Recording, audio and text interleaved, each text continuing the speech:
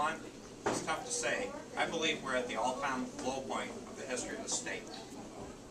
Some people may talk about the Depression, but we had 47 other states with us then. We've been doing this one on our own. We're basically at the bottom. From an economic point of view, we're a disaster. And a lot of people know about the jobs numbers. I mentioned a couple other numbers to you that most people don't know or don't talk about. One is on the Medicaid front. In terms of people on low-income medical assistance, it's now 1 out of 6 people in Michigan. The governor in her budget message, the one she sent in writing, not the one she got up and talked about it to everyone in the state, had another number that should be highlighted. It said sometime during the course of this year, 1 in 5 people in Michigan could be on food assistance. Now those just aren't numbers. Those are our people, our neighbors or friends, people we know, to put the size of this disaster in some proportion for you. The second thing going on is Lansing is a fundamental disaster too. There's a lack of leadership.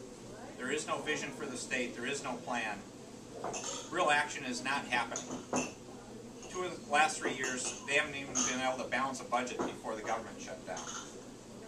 One of the things that drove me to run was a third factor I'll mention to you. It was the fact when I looked at the candidate pool, people talking about running for governor, I looked out and said, some of them may be well-intentioned, but they're career politicians. Our political system is broken in this state. It's bad habits. And I don't believe they've got what it takes to come in to do the tough things that are going to need to be done to basically reinvent Michigan. And that's the phrase I use. Fixing Michigan is not good enough. We need to reinvent our state. Now, I've talked about some tough things. I have an old saying. If you're going to talk about a problem, you better talk about a solution. So let me switch to the solution side, because that's much more enjoyable. Now, the solution I bring to the table is a framework I've used my whole life. I've used it successfully on the personal front, on the educational front, on the business front, and the community front. And what is it? There are 3 simple steps you need to take. And anyone here that started an organization or business, a nonprofit, a community group, you probably did the same thing. It starts with, first step, number 1, having a vision. We know point A is a disaster. We need to define point B.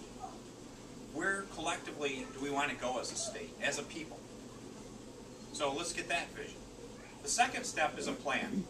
And that's basically how do you go from point A to point B. The third thing is you got to do real stuff. You can't do happy talk. You got to take tangible action to move along the path. So let me spend a couple minutes on each one of the 3. The first one, the vision. It's a bold vision. It's the right vision. And it's about starting a new era in the state. I call it the Year of Innovation, Michigan 3.0. And why do I call it 3.0? We've had 2 eras in Michigan's history. Michigan 1.0 was the natural resources era, the 1800s, fur, mining, timber. Michigan 2.0 was the industrial era, the 1900s. It had 2 parts. The first part was absolutely fabulous. We revolutionized the world. In autos, but in other things, furniture, cereal, chemicals, even baby food. The second part of it, though, to be blunt, is we got complacent and content. We went into maintenance mode. We've been declining roughly over the last 50 or 60 years in my book, with that slope really dropping off over the last few. So instead of continuing to keep an era going that's run its course, let's be proud of it, let's learn our lessons, let's start a new era, let's move on. So what does the Year of Innovation look like? There are 3 key pillars. The first one is about a globally diverse competitive economy, offering increasing prosperity to our families. The second one's about quality of life. One's easy. One part of that is easy. It's about we're blessed with wonderful natural resources. Our lakes, the Great Lakes, all the fabulous things. We're going to have to work harder to protect them, to enhance them. We need to market them better. The second part, though, is something we failed at over and over again, that we have to do now, and that's restoring our central cities. For Michigan to be a great state, Detroit, for example, needs to be on the path to being a great city again. And we need to get to the point of saying, instead of just talking about, let's make it happen. It's got to happen. That ties into the third pillar of the vision.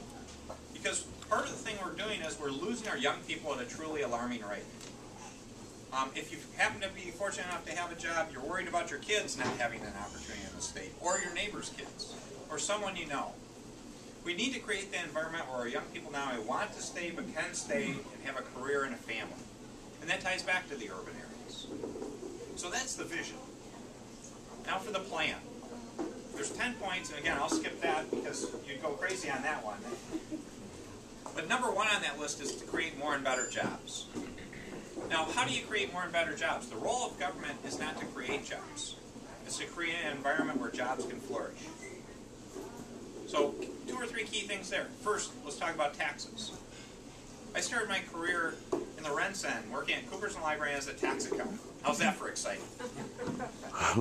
I used to work on something called the single business tax. It was the dumbest tax in the United States. So 2 or 3 years ago, they came and put in something called the Michigan business tax.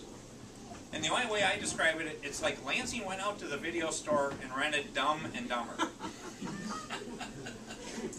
It's a fundamentally bad, unfair tax. It simply should be eliminated, and I propose replacing it with a simple 6% flat corporate income tax, where if you're a corporation in the state, your tax return looks like federal taxable income times 6%, get a number, write a check, go run your business.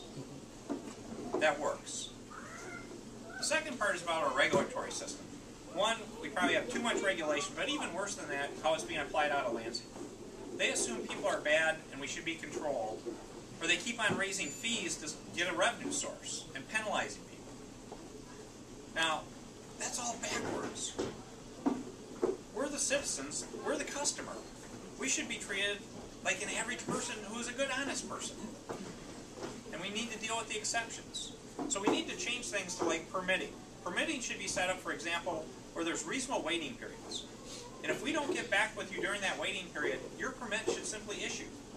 You should be able to go do your activity. And to the extent the regulation, it should be focused on winning compliance and not penalizing people.